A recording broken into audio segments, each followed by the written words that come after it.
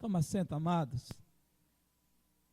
Eu quero que você já abra a sua Bíblia sem demora, no livro de Salmos 14 e o verso 7.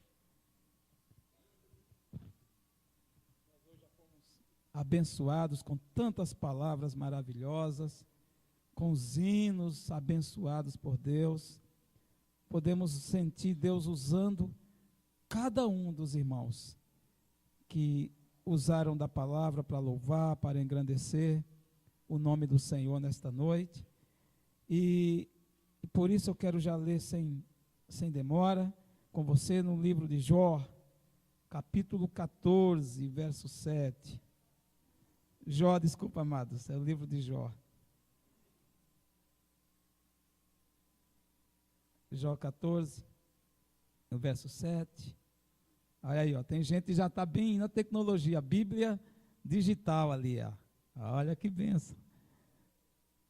Estou com vontade de ter um desses também. A Bíblia digital já, né? É um tablete. Muito bem, 14 de Jó, verso 7. Todos acharam? Que coisa linda, olha só.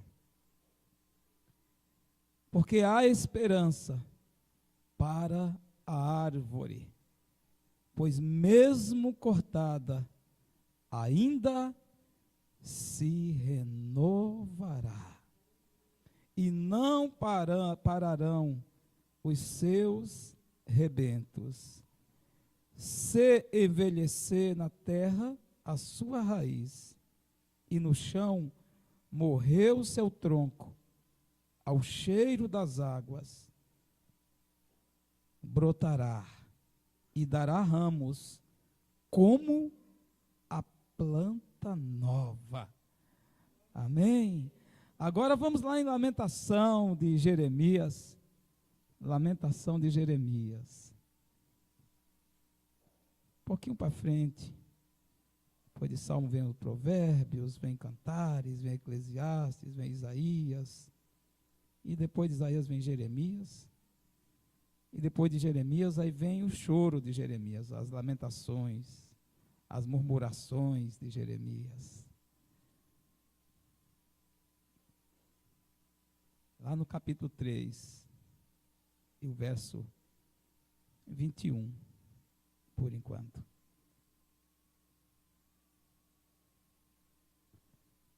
Lamentações de Jeremias, capítulo 3, por enquanto, o verso 21. Todos acharam ali? Então vamos ler? Quero trazer à memória o que me pode dar esperança. Até aqui. A Sandra louvou hoje esse hino sobre Jó, e nesse hino fala que Jó perdeu os filhos. Se nós fôssemos no capítulo 1 de Jó, ali fala da tragédia. Ele perdeu os filhos, perdeu o seu rebanho, perdeu a riqueza, perdeu tudo que ele tinha. Mas lá no capítulo 42, fala que Jó, ele recebeu em dobro, tudo. E fala que as filhas dele foram as mulheres mais belas de toda a terra. Imagine, as filhas dele que nasceram depois, que ele perdeu, 7 filhos no total ele perdeu. Assim, numa paulada só. A Bíblia fala que os 7 estavam numa festa, na casa de um deles. E de repente veio um vento forte e derrubou a casa, e todos eles foram soterrados. E mal o Jó acabava de ouvir essa notícia, vinha outro empregado de Jó. Os caldeus, que é uma nação, vieram em 3 bandos e levaram todo o rebanho. E uma notícia ruim atrás de outra. Ele foi perdendo tudo assim. E lá no capítulo 42, fala que Deus restituiu o dobro de tudo que ele possuía. E fala que as filhas que ele teve, os filhos, foram as filhas mais bonitas de toda a terra. Mais bonita que a Gisele Bündchen. Quem é bonito? Quem é outra mulher bonita? A Fátima. Tá certo, é isso aí mesmo. Se a gente não nos considerar bonito, quem vai nos considerar, né? Primeiro você tem que amar você, para depois amar os outros. Amar a si mesmo como o seu próximo. Ou amar o próximo como a si mesmo. E aí ele teve as filhas, os filhos mais belos. Eu vou falar uma frase aqui, e guarde no seu coração. Deus nunca permite uma grande luta sem que Ele tenha preparado uma vitória maior ainda. Deus nunca permite. Irmão, se você quiser ser abençoado, assim mais do que você já é, entra no meu Face, que tem umas 100 ou 200 frases que eu tenho escrito. Todo dia Deus me dá 3, 4, 5, 6, e eu vou escrevendo. E são, assim, frases que mexem com a gente, porque vem do céu. E essa veio agora. Deus nunca permite uma grande luta sem que Ele tenha preparado uma vitória maior ainda. Aqui diz que tudo que Jó perdeu, Deus deu em dobro. E além de dar em dobro, deu melhor. Porque não adianta você ter uma Ferrari e ganhar 2 Fusca, né? Mas tudo que Deus deu, as reses, o gado, deu o gado mais bonito. Depois você lê o capítulo 42 de Jó, você vai ver quantidade de camelos, quantidade de jumentos, quantidade de bois, de cavalos. E naquele tempo, um camelo era o valor de um carro de luxo hoje. Porque o camelo era o transporte mais avançado. Era o automóvel mais avançado da época, era o camelo. Então ele tinha muitos. Então cada camelo que ele tinha era o valor de um carro. Você vai ver a riqueza dele. E Deus deu em dobro e de melhor qualidade. E os filhos que ele perdeu, depois Deus deu mais bonitos ainda. Deus deu melhores do que os que ele perdeu. Amém? Este é o Deus que sempre tem o melhor para você. Satanás pode tentar fazer uma arruaça, mas Deus faz uma avenida. Glória a Deus. E aqui então vamos falar de esperança. Jó pensava que não tinha mais esperança para ele. E quantas vezes nós também nos encontramos em situações que a esperança parece que desvanece. E quando a esperança vai desvanecendo, também vai vindo o desânimo. Mas no Salmo 119 diz que o que me fortalece, o que me anima, é a tua palavra. A tua palavra me fortalece. A palavra de Deus, a promessa de Deus, vai te fortalecer. E aqui o livro de Jó 14:7, ele está dizendo que há esperança para a árvore, que ainda que cortada,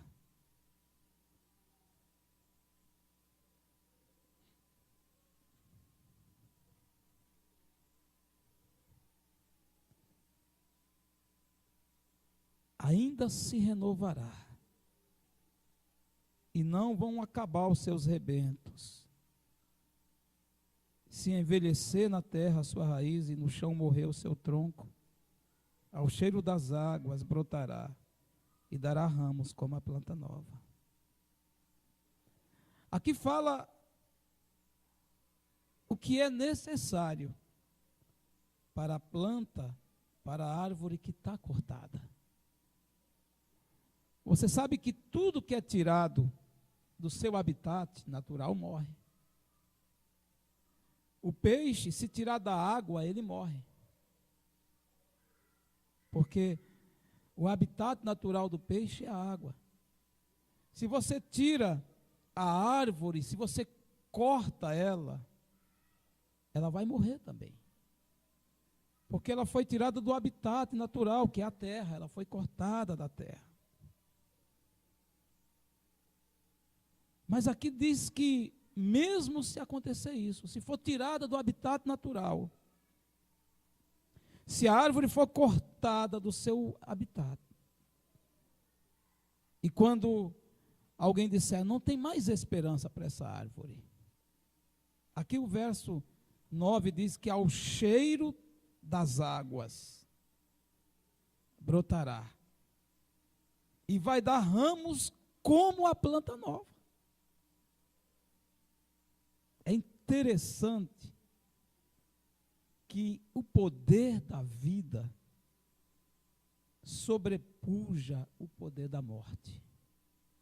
É por isso que Jesus venceu a morte, porque ele disse: eu sou o caminho, a verdade e a vida.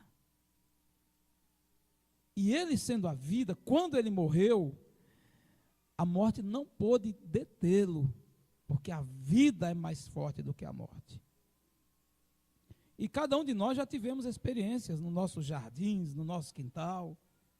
Quantas vezes que você cortou, principalmente, né, uma erva, uma planta que você não quer mais ali, você arranca e de repente brota de novo.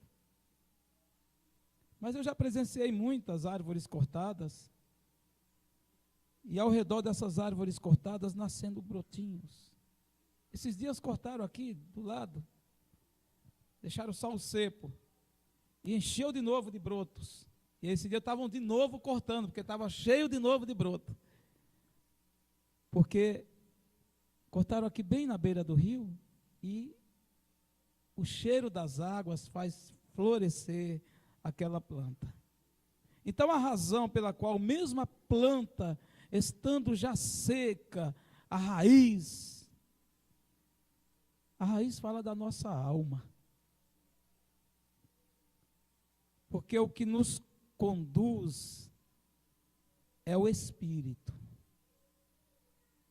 Mas a alma cria esse mover entre espírito e corpo. E ela gera o sentimento. O ânimo é um sentimento da alma. Né? Então, quando essa raiz está seca lá dentro de nós, vai secando a esperança.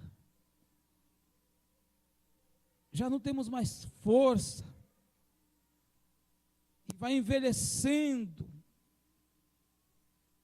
E morre o tronco. E aqui as escrituras dizem, mas ao cheiro das águas, ela começa a brotar. João capítulo 7, verso 32, verso 37 e o 38, diz assim: no último dia, o grande dia da festa, levantou-se Jesus e exclamou: se alguém tem sede, venha a mim e beba. Porque aquele que beber,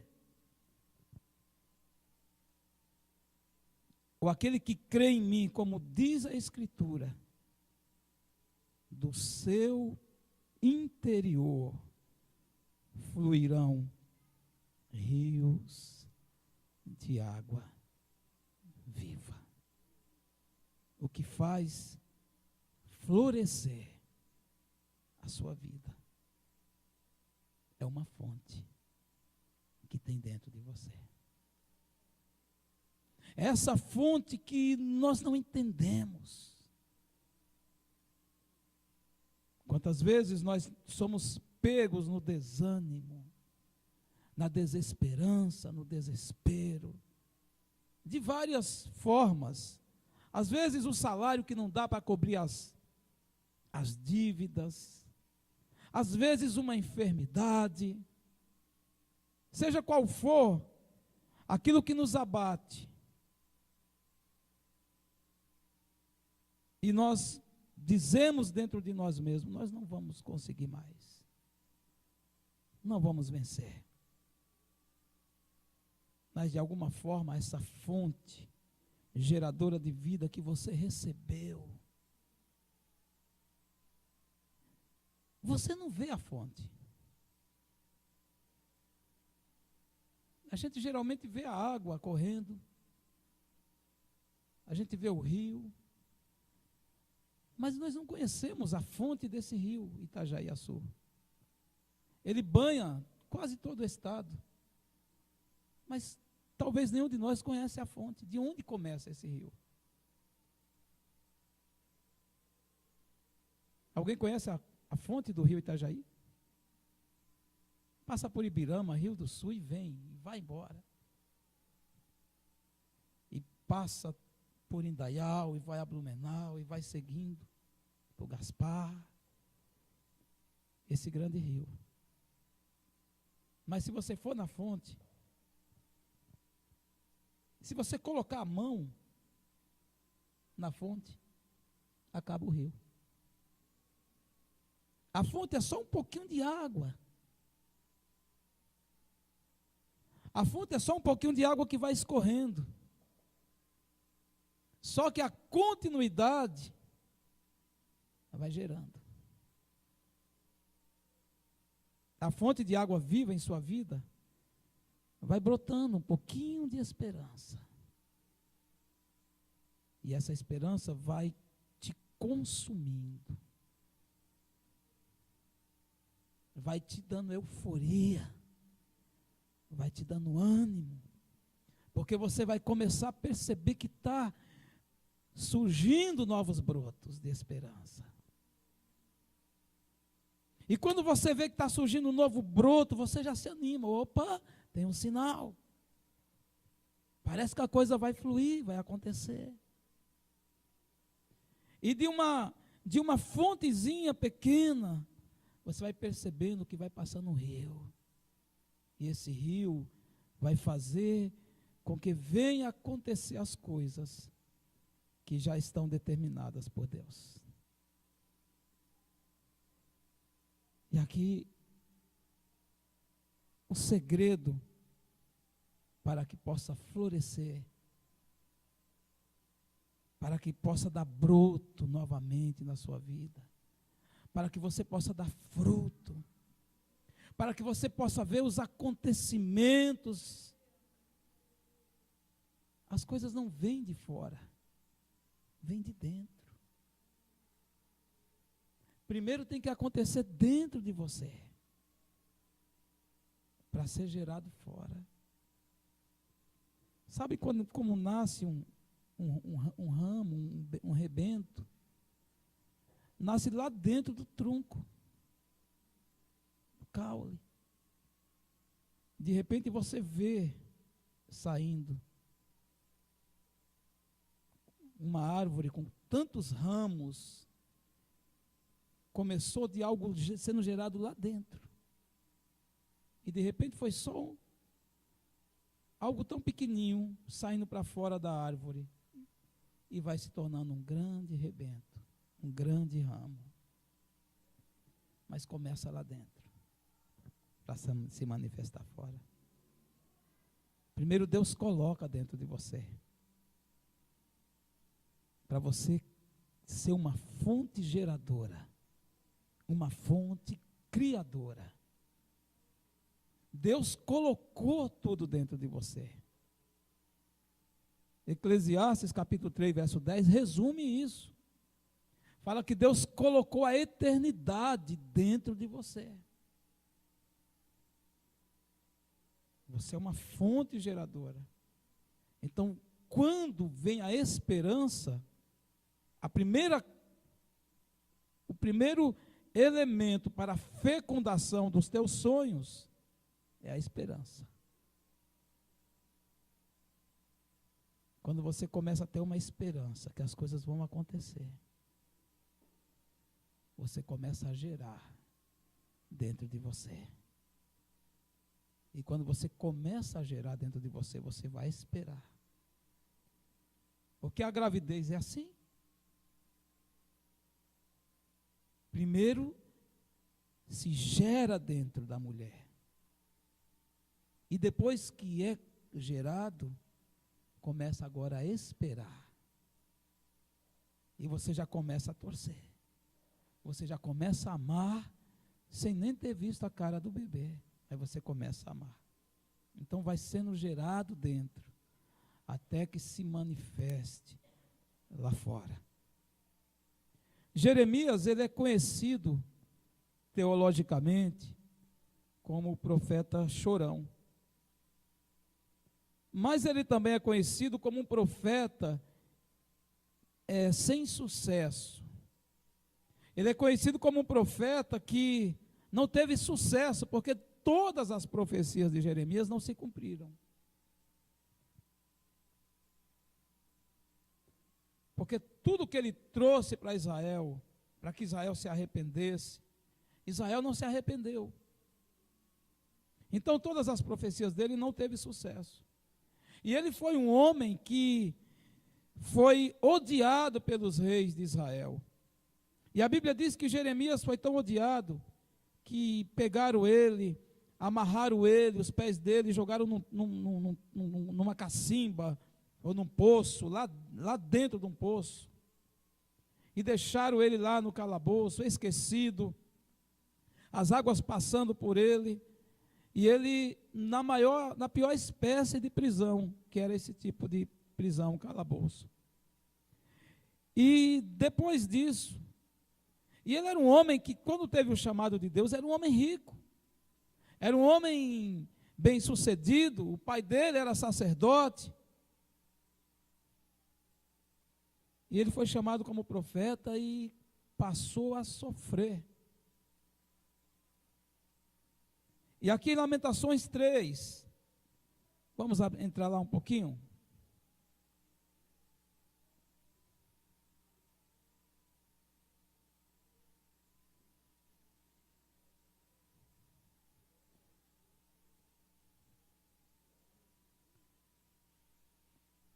Lamentações 3.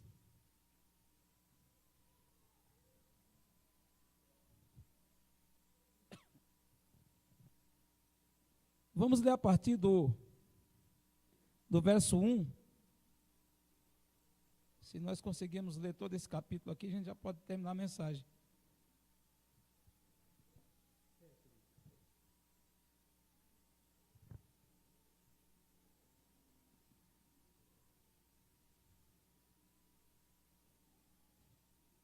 Vamos ler a partir do 1. Nós lemos antes o 21, onde diz: quero trazer à memória o que me pode dar esperança. Mas vamos ler a partir do 1 agora.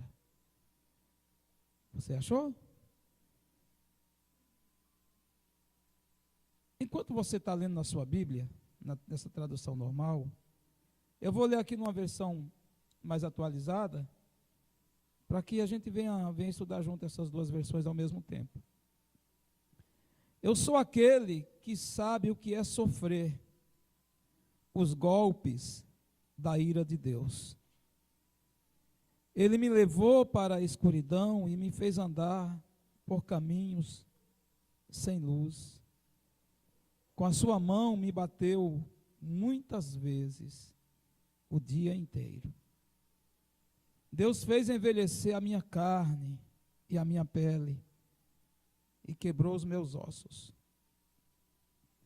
Em volta de mim, Ele construiu um muro de sofrimento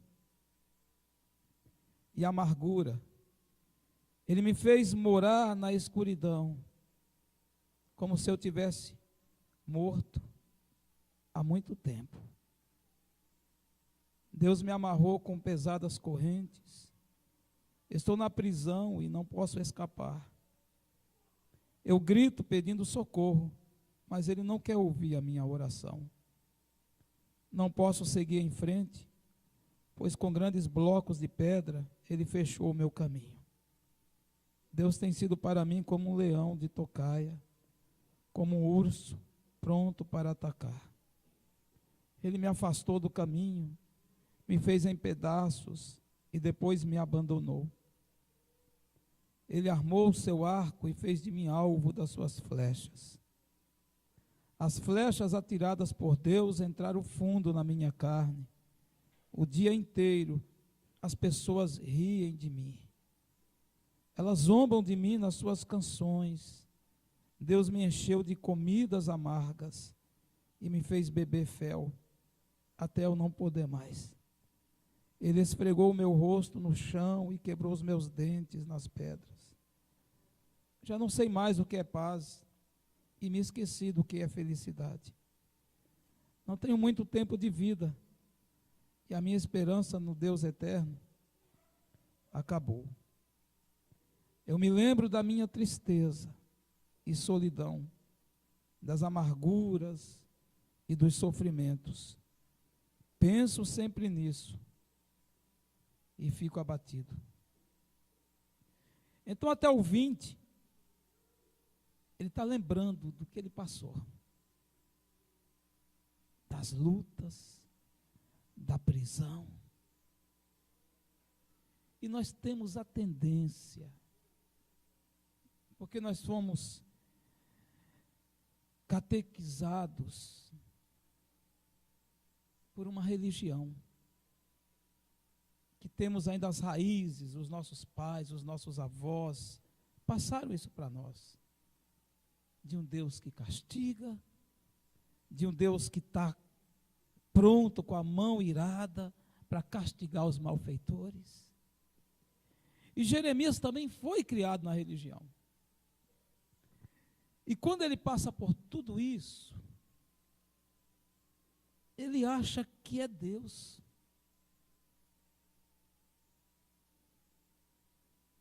Ele começa a dizer: Deus me prendeu, Deus me jogou no poço, Deus esqueceu de mim, Deus atirou suas flechas, já não tenho esperança. Quantas vezes, sem perceber, porque já está no nosso subconsciente, quando uma coisa ruim acontece, qual o mal que eu fiz para Deus? O que eu fiz para Deus para merecer isso? Né? A gente fala isso porque já está embutido no nosso subconsciente, já vem do DNA dos nossos pais, dos nossos avós. São informações que quando você era bebê, no ventre da sua mãe, você já escutava. E você nasceu assim. E você cresceu numa religião dizendo: olha, se você fizer isso, Deus vai te castigar, hein? A mãe fala para a filha: olha, se você fizer coisa errada, a mão de Deus, hein? O filho: olha, se você vai fazer a coisa errada, vê quando vai sair, a mão de Deus, a justiça de Deus. E hoje ainda continua, né, esse fardo pesado, o jargão na religião que diz: olha, Deus é amor, mas também é um fogo consumidor. Mas o que eles não entendem é que esse fogo consumidor é justamente o fogo que consome o pecado e deixa só a glória de Deus. O fogo de Deus, o Espírito Santo em nossa vida, é para consumir o pecado. Não é para consumir você, porque Deus não consome você, Deus não destrói você, Deus constrói. Deus não derruba, Deus levanta. Então o fogo de Deus é para consumir, para purificar, não para destruir. Mesmo porque o material do fogo consumidor é o mesmo material que você é feito. Então o ouro não destrói ouro. O fogo de Deus que vem e consome o nosso pecado é o mesmo fogo que Deus fez. É a chama viva. Cada um de nós carregamos a partícula de Deus, o DNA de Deus. Então Jeremias, de momento, não entendeu. Ele começa a dizer: é a mão de Deus sobre a minha vida, é o peso de Deus sobre a minha vida, é porque eu não estou profetizando direito, é porque eu estou fazendo alguma coisa errada, por isso que Deus está pesando a mão, por isso que eu estou sofrendo. E até o verso 19, ele vai dizendo, e em 19 ele diz: eu lembro da minha tristeza,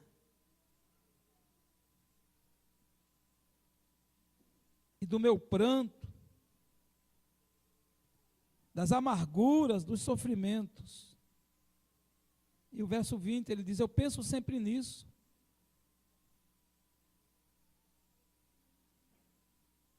e fico abatido.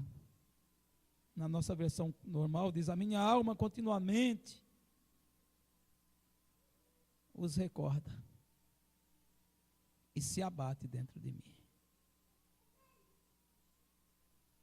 Porque quando você começa a se lembrar dos seus problemas, quanto mais você lembra, mais você se abate.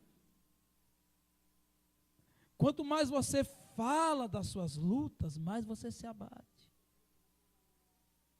Quanto mais você começa a falar, mais a tua mente vai torná-la viva dentro de você.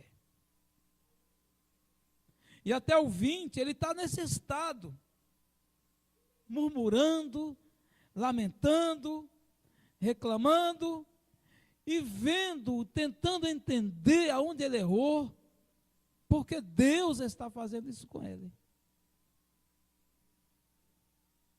Mas no 21, ele como num start, como que num lapso, como que numa visão, no entendimento, porque a Bíblia diz que toda a terra está cheia da glória de Deus. Toda a terra.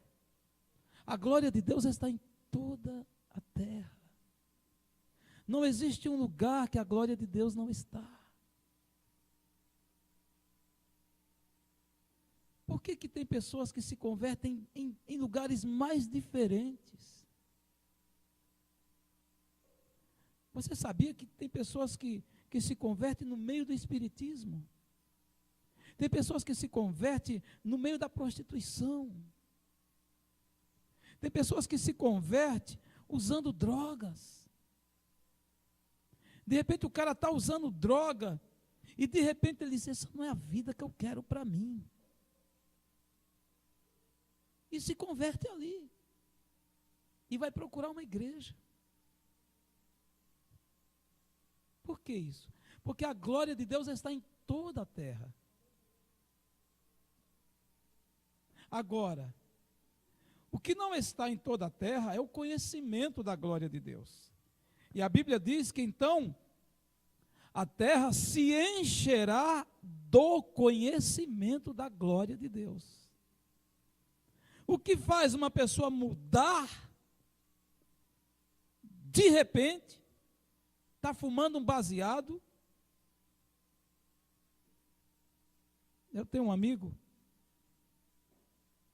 que eu faço parte da conversão dele, e vocês já sabem, o Luiz Hermínio. E quando ele começou a ir para a igreja, e eu preguei muito para ele, ele ia para a igreja, ele ficava 15 dias na igreja e caía. E ficava 15 dias na droga. Aí chegava na igreja, dizia: ô pastor, estou na pior. E o pastor: então fica aí, meu filho, não vai mais para a droga. Ficava 15 dias na igreja, voltava a usar droga. Aí disse que um dia, ele estava lá com a turma, usando droga, e ele começou a cantar hino. Glória, glória, aleluia. E os caras: rapaz, você está louco? Isso é música de crente? Sim, mas eu sou crente. Mas crente fumando maconha? Não, mas eu sou crente. Naquele momento ele conheceu que a glória de Deus estava ali. E ali naquela noite ele parou e disse, não, não é isso que eu quero. Quando você conhece a glória de Deus sobre a tua vida, que você não tem ausência da glória de Deus, mas você tem a presença da glória de Deus. Quando você conhece, quando você sabe disso, faz a diferença. Alguém, por gentileza, que está com a Bíblia aí, abra lá no livro de Salmo, capítulo 8, verso 4. Ou é 4, verso 8, mas eu acho que é 8, 4. Quem achar primeiro pode ler. Glória para sempre.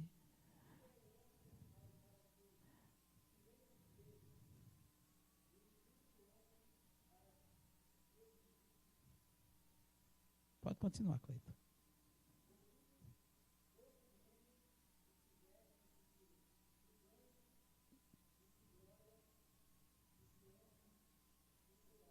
Coroaste.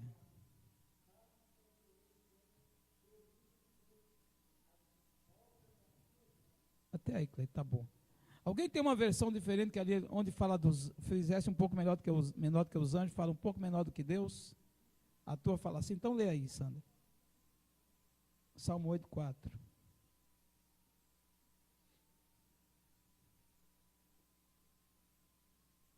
Você que está lá com ela, por favor, continue. É 8, 4. Aí está 85. Salmo 8. Salmo 8, verso 4.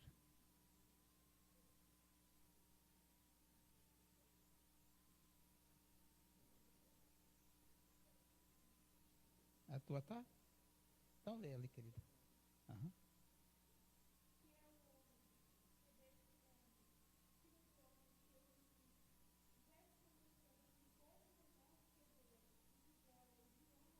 Até aí. É anjos, né? Então essa versão da Cris, é porque essa versão, ela no hebraico, ela está escrito assim, deixa eu lembrar em hebraico agora.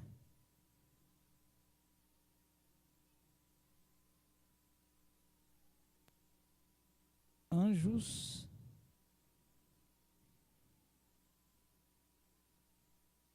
Deixa-me vir aqui na mente. Deus em hebraico.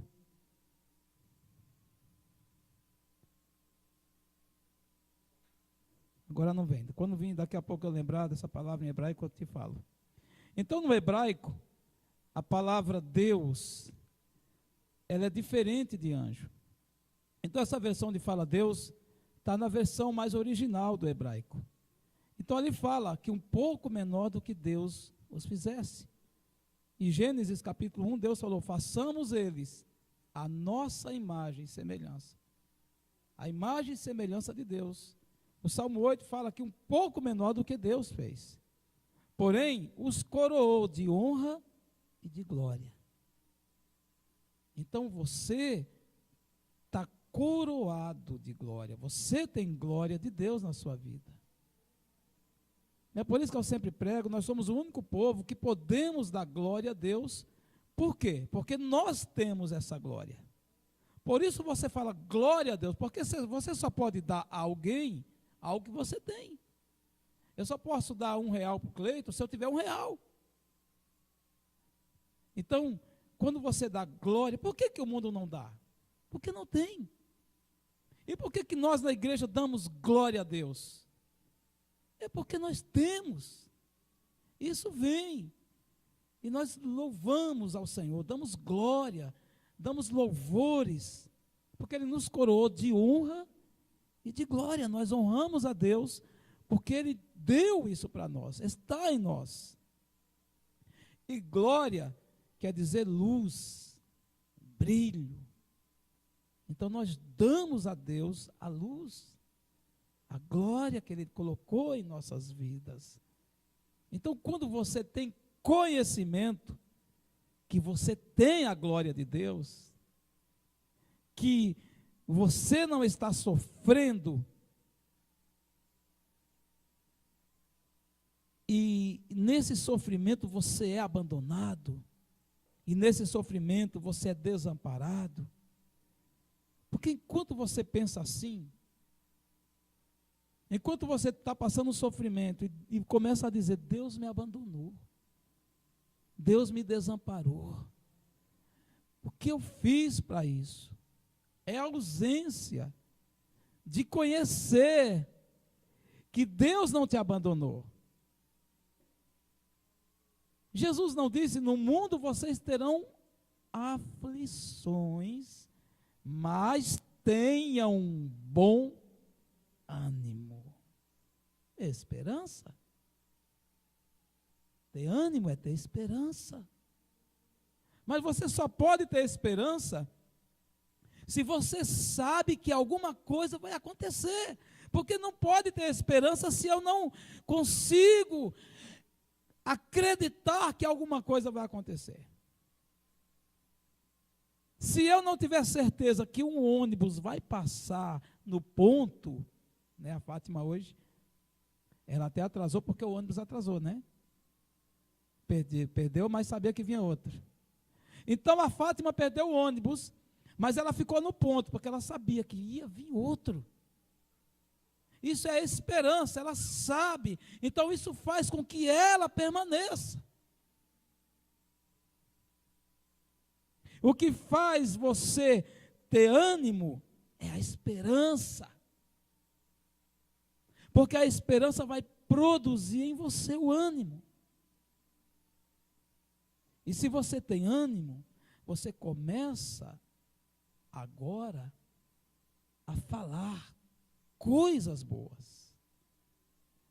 E Jeremias, ele até então está desanimado, porque ele não tem conhecimento da glória de Deus na vida dele. E ele começa a dizer, Deus me abandonou, Deus me deixou, por isso eu estou preso, por isso eu estou sofrendo, isso é a mão de Deus na minha vida. Olha só, vamos ler o capítulo 3, verso 3.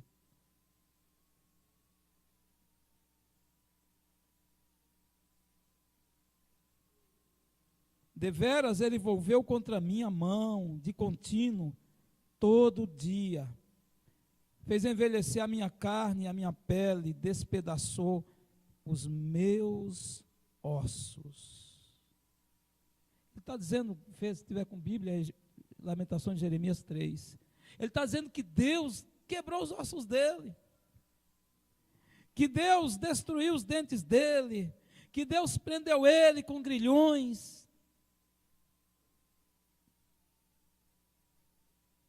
Mas de repente, o verso 21 muda tudo. Até o 20 ele diz, a minha alma continuamente recorda e se abate dentro de mim. Se você começar a ficar lembrando só dos seus problemas, a tua alma vai se abater. E eu sei que cada um de nós temos problemas, temos dificuldades, passamos já por coisas, e o nosso passado tem histórias tristes, desanimadoras, nostalgias. E se nós começarmos a pensar nas coisas ruins que aconteceram ou que estão acontecendo, e se nós começarmos a nos lamentar de tudo isso, o verso 20 diz que a nossa alma, ao recordar disso, se abate dentro de nós. Mas de repente o 21, ele diz, mas eu quero trazer à memória as coisas que me podem dar esperança.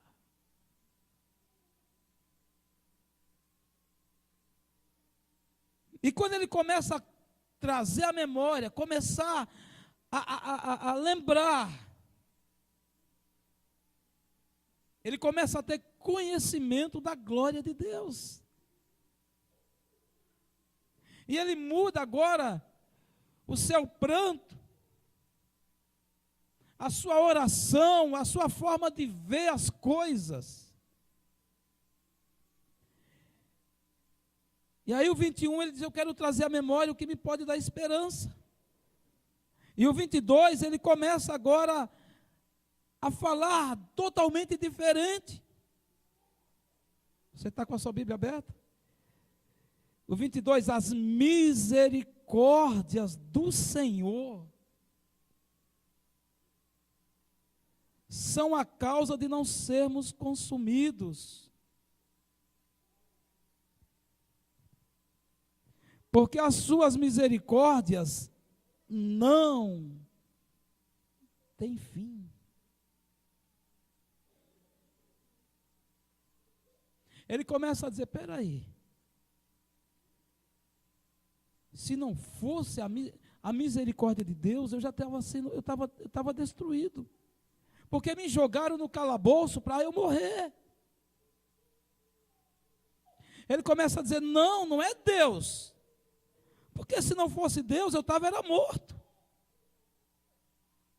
Eles poderiam ter me matado, me destruídos. Mas ele começa agora começa a lembrar de Deus. Ele começa a ver: peraí, se eu estou nessa situação e estou vivo, é por causa das misericórdias do Senhor.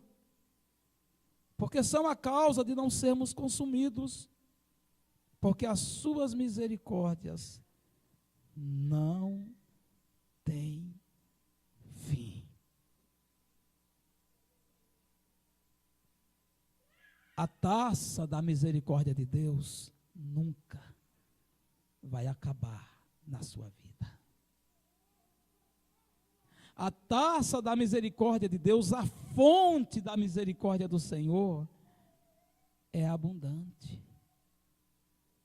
Não tem fim. Nunca vai acabar.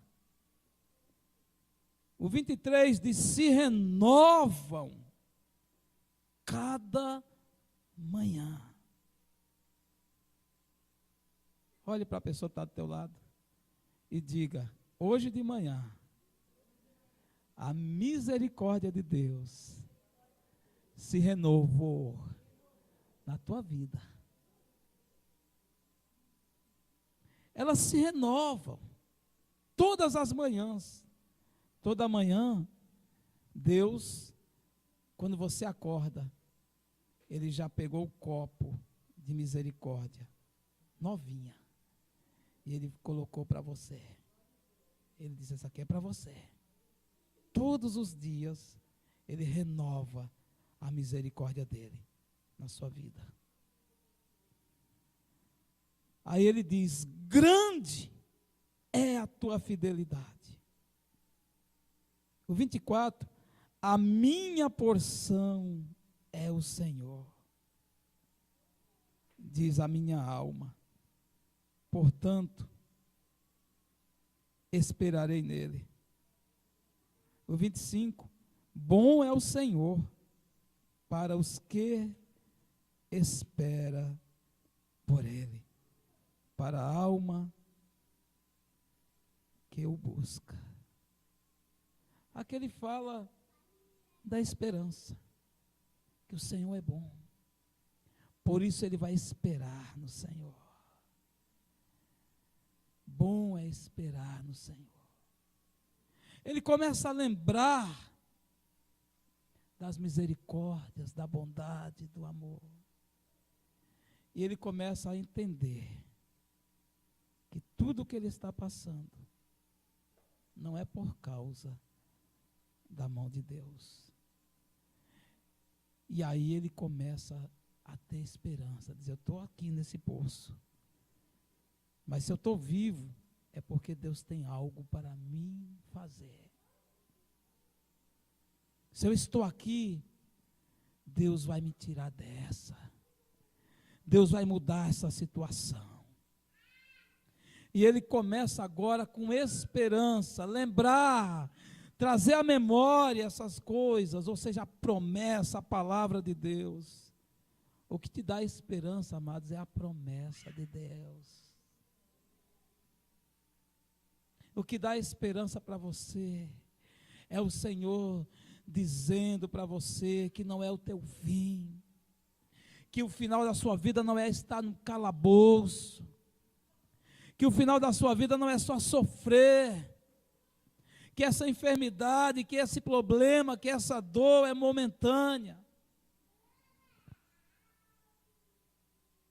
Traga esperança. Comece a trazer à memória a bondade de Deus. Comece a trazer à memória o amor de Deus. Comece a trazer à memória a fidelidade de Deus. Porque a palavra de Deus diz que a sua fidelidade também é eterna. Você vive pelos atributos do Senhor. Você não vive pelos seus atributos. Você vive pelas qualidades do Senhor. Você não vive pelas suas qualidades. Você vive pela santidade do Senhor. Você não vive pela sua santidade. Então traga à memória o que Ele fez na cruz. Traga à memória os benefícios que Ele fez. Vamos colocar em pé. O Salmo 103 diz: bendiz, ó minha alma, ao Senhor. E tudo que há em mim, bendiga o seu santo nome. Bendiz a minha alma ao Senhor e não esqueça de nenhum dos seus benefícios. Porque, amados, quando nós passamos por lutas, a nossa tendência é esquecer das vitórias. Quando nós passamos por dificuldades, a nossa tendência é esquecer dos livramentos.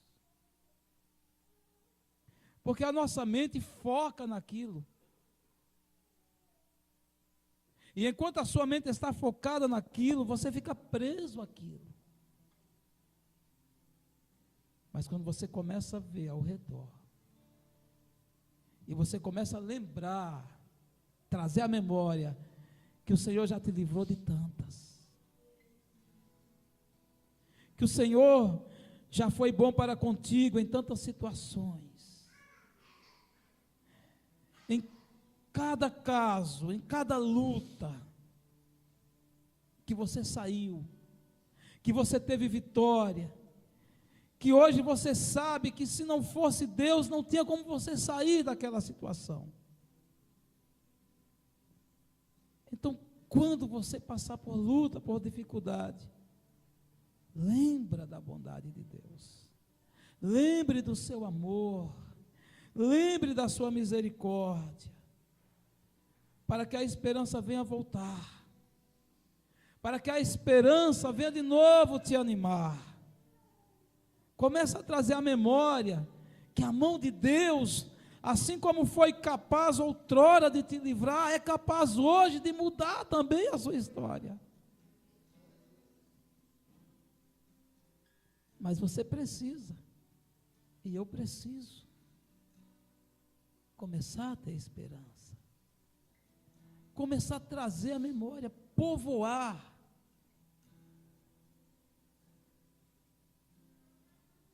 Alimentar a minha mente com o que me pode dar esperança. E quem nos pode dar esperança? É Deus. E como Deus se revela? Através da palavra. Ele é o pão vivo que desceu do céu. E o pão vivo é a palavra de Deus. Ele é o verbo vivo. Então você vive e tem esperança através da palavra, das promessas. Começa a se encher. Começa a encher a tua mente com as promessas de Deus. Porque se você não encher a tua mente com as promessas de Deus, o diabo vai tentar encher a sua mente com as mentiras dele. Ele vai começar a dizer: Deus está te castigando.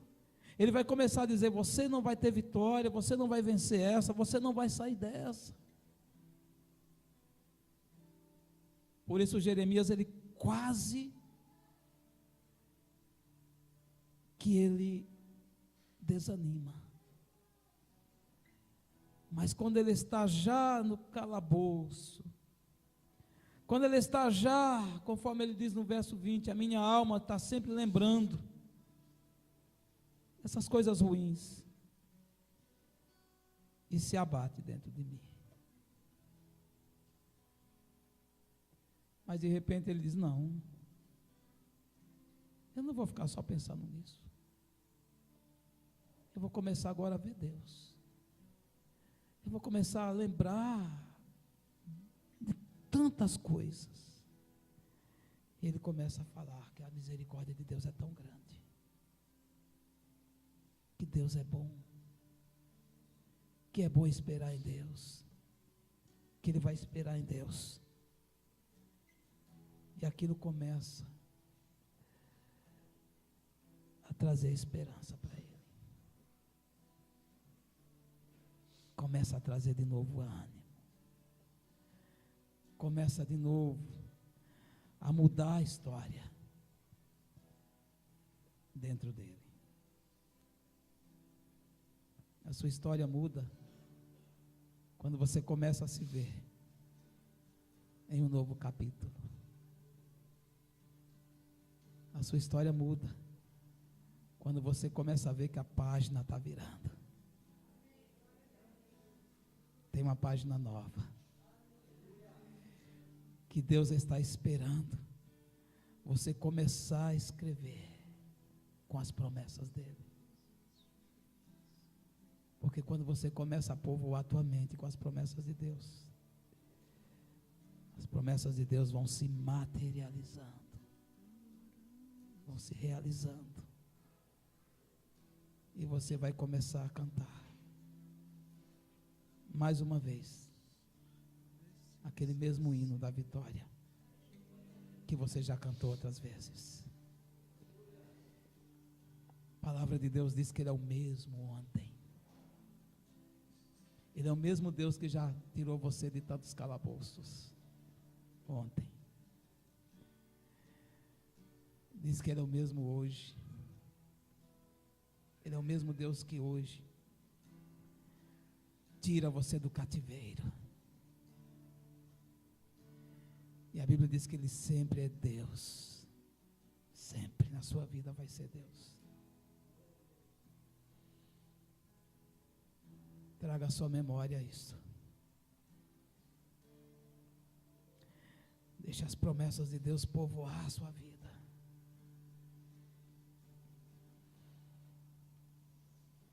Não deixe que o peso deste mundo, que as dificuldades que você enfrenta, as lutas que você enfrenta, venham afogar as memórias do que Deus já fez na sua vida. Traga a sua memória as coisas que dão esperança. Você pode mudar. Não seja bombardeado ou bombardeada com pensamentos que te jogam lá embaixo. Não seja bombardeado ou bombardeada com as aflições que você vive. Deixa a sua mente ser ocupada. Desocupa ela dessas coisas. Comece a ocupar ela com as promessas. Como Jeremias, muda o teu próprio cativeiro. Quero trazer à memória somente, fecha teus olhos. Quero trazer à memória somente o que me pode dar esperança.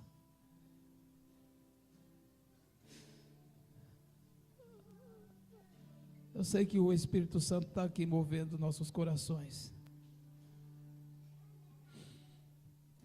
Eu sinto o mover do Espírito Santo trabalhando. Alguém puder ficar com as crianças agora? Comece a trazer a memória.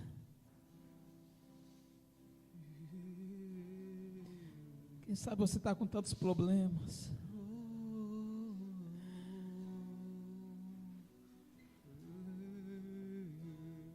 Mas esqueça deles agora.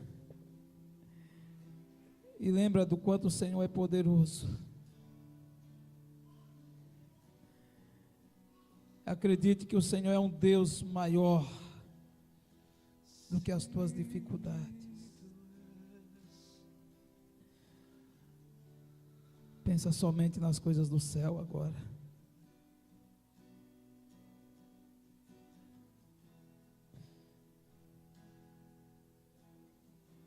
Enquanto o Marcelo louva, papai não dorme. Há um Deus que cuida da sua vida. Há um Deus que não te abandonou. Como poderia te abandonar? Há um Deus que não esqueceu de você.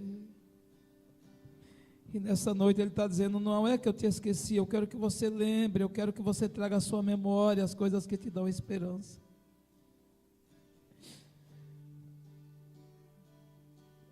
Tu és adorado. Trabalha entre nós, Espírito Santo. Filho, olhe para o céu. Deixa o Espírito Santo te encher de esperança. A brilha em meio à escuridão. Não deixa a tristeza te abater. Para nos confortar. Não deixa a aflição te tomar. E quando andamos resta uma esperança para o povo de Deus. Vejo uma